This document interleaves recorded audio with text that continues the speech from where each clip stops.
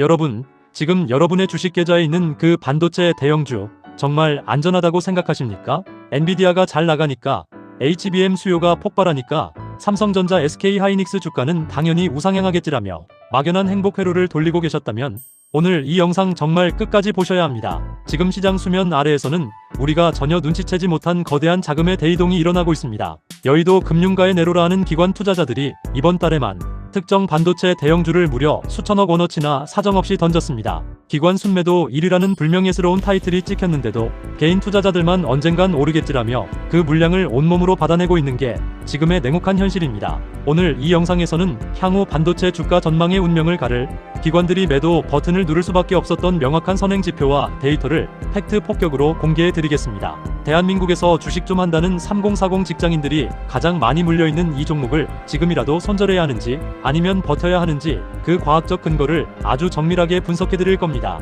만약 오늘 이 리스크를 인지하지 못하고 방치하신다면 여러분이 힘들게 번 자산의 절반이 순식간에 녹아내리는 막대한 손실을 입을 수 있습니다. 반대로 이 영상에서 제시하는 기관 수급의 법칙과 반도체 사이클 전환 시그널을 정확히 이해하신다면 남들 피눈물 흘릴 때 여러분은 자산을 안전하게 지키고 오히려 인생 역전의 최저점 매수 기회를 잡는 구체적인 이득을 얻어가실 수 있습니다. 딱 10분만 집중해주세요.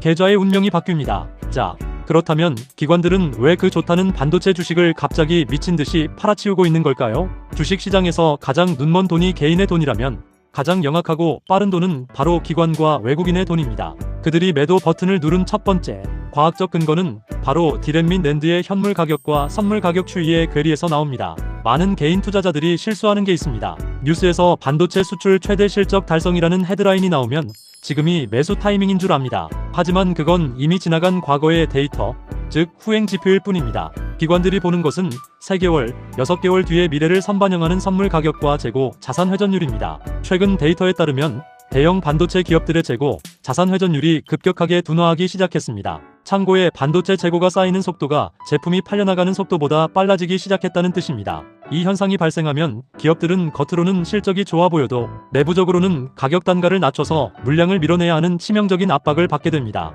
반도체 사이클 전환의 명확한 전조 증상이죠. 여의도 기관 투자자들은 이 재고, 자산 회전율 꺾이는 모습을 포착하자마자 삼성전자, SK하이닉스 주가의 상단이 막혔다고 판단하고 소리 소문 없이 포지션을 청산하며 개미들에게 물량을 떠넘기기 시작한 것입니다. 여러분이 호재 뉴스를 보고 환호하며 매수 버튼을 눌렀던 바로 그날 기관들은 뒤에서 비웃으며 수천억 원의 차익 실현을 하고 있었다는 게 이 시장의 가장 잔인한 본질입니다. 자, 그렇다면 기관들이 이렇게 물량을 던지고 있는 진짜 이유, 그리고 우리가 이 신호를 무시하고 이 반도체 대형주를 내버려 두었을 때 5년 뒤 우리 계좌에 어떤 일이 벌어지는지 아주 냉정하게 수치로 시뮬레이션을 해보겠습니다. 지금 많은 3040 직장인분들이 하는 가장 치명적인 착각이 있습니다. 반도체는 어차피 사이클 산업이니까 언젠가는 전고점을 뚫고 올라오겠지, 내가 안 팔고 버티면 손실은 확정되지 않아라는 안일한 생각입니다. 죄송하지만 이건 완전히 틀린 생각입니다. 자산을 방치하는 것은 단순히 주가가 떨어지는 걸 넘어서 여러분의 귀중한 시간과 기회비용, 그리고 인플레이션이라는 보이지 않는 칼날에 자산을 스스로 도려내고 있는 것과 다름없습니다. 구체적인 데이터로 팩트 폭격을 해드리겠습니다. 현재 고점에 물려있는 자산이 3천만 원이라고 가정을 해봅시다. 반도체 데드 사이클이 본격화되면 하락장과 지루한 횡보장이 최소 2년에서 3년 동안 지속됩니다. 과거 반도체 겨울이 왔을 때 주가가 회복되는 데 걸린 평균 시간을 계산해보면 답이 나옵니다. 만약 고점 대비 40%가 하락한 상태에서 3년을 버틴다면 여러분의 원금은 1,800만 원으로 줄어든 상태로 묶이게 됩니다. 하지만 여기서 진짜 무서운 건 눈에 보이는 1,200만 원의 손실이 아닙니다. 바로 복리의 마법이 거꾸로 작용하는 기회비용의 저주입니다. 만약 여러분이 이 꺾여버린 대형주를 과감하게 정리하고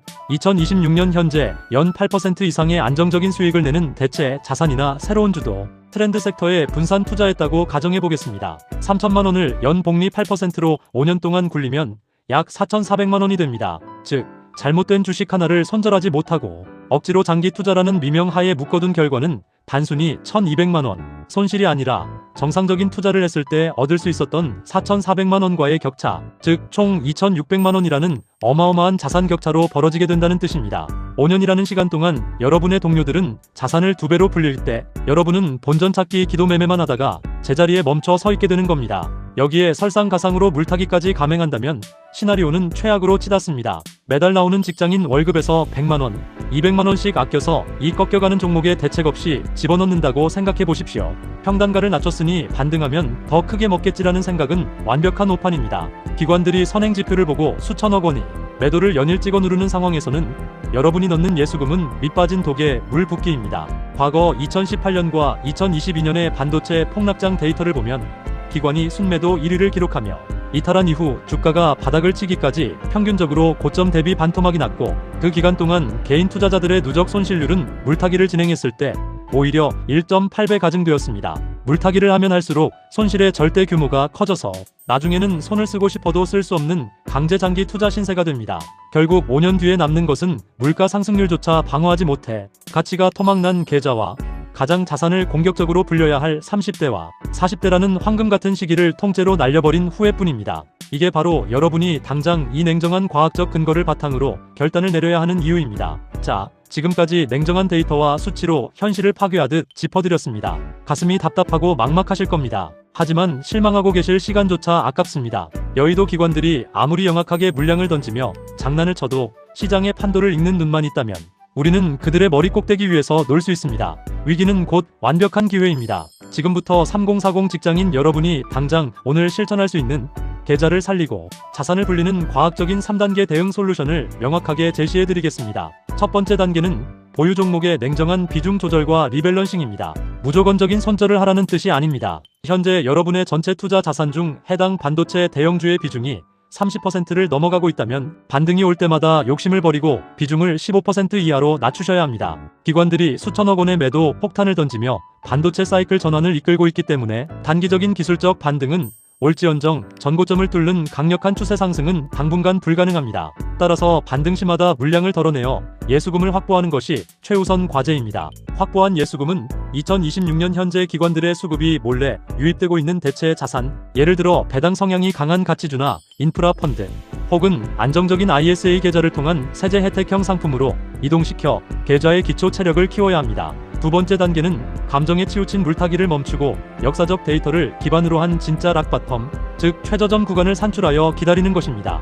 반도체 주가는 꿈과 희망으로 움직이지 않습니다. 철저하게 청산 가치인 PBR 밴드를 따라 움직입니다. 기관들이 포지션을 완전히 비우고 다시 매수로 돌아서는 타이밍은 역사적 PBR 밴드의 최하단 영역에 진입했을 때뿐입니다. 대형 반도체 기업들의 과거 10년치 주가 데이터를 분석해보면 PBR이 특정 수치 이하로 떨어졌을 때가 가장 안전하고 정석적인 락바텀 구간이었습니다. 지금 어설프게 떨어질 때마다 주식을 사는 것은 떨어지는 칼날을 맨손으로 잡는 것과 같습니다. 주가가 정해진 바닥 구간에 도달할 때까지 예수금을 쥐고 철저하게 인내하십시오. 기관들의 매도세가 잦아들고 거래량이 메마르는 그 지점이 바로 우리가 역발상으로 진입해야 할 진짜 기회의 타이밍입니다. 세 번째 단계는 다가오는 대기업들의 실적 발표를 기반으로 한 롱숏 전략과 수급, 전환 정보를 추적하는 것입니다. 다음 주부터 본격적인 대기업들의 분기 실적 발표가 시작됩니다.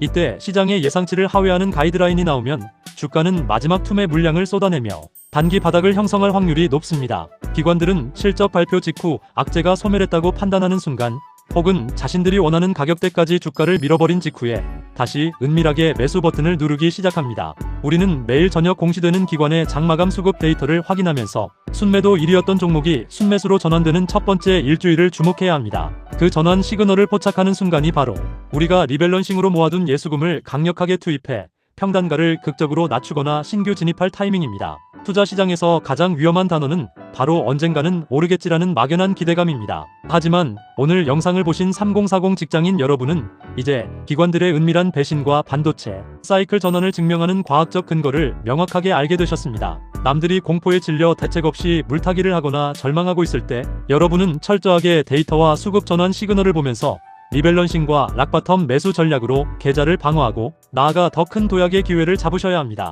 주식시장은 준비된 자에게는 축제의 장이지만 준비되지 않은 자에게는 잔인한 전쟁터일 뿐입니다. 다음 주부터 시작되는 대기업들의 운명을 가를 실적 발표와 이에 따른 기관들의 긴급 수급, 전환 정보 및 실시간 포지션 변화를 그 누구보다 빠르게 팩트 기반으로 받아보고 싶으시다면 구독과 좋아요, 알림 설정은 필수입니다. 지금 당장 여러분의 계좌 상황이나 물려있는 평단가를 아래 고정 댓글란에 공유해주세요. 제가 직접 데이터를 기반으로 냉정하게 리스크를 진단해드리겠습니다. 오늘 영상이 여러분의 소중한 자산을 지키는 단단한 방패가 되었기를 바랍니다. 끝까지 시청해주셔서 감사합니다.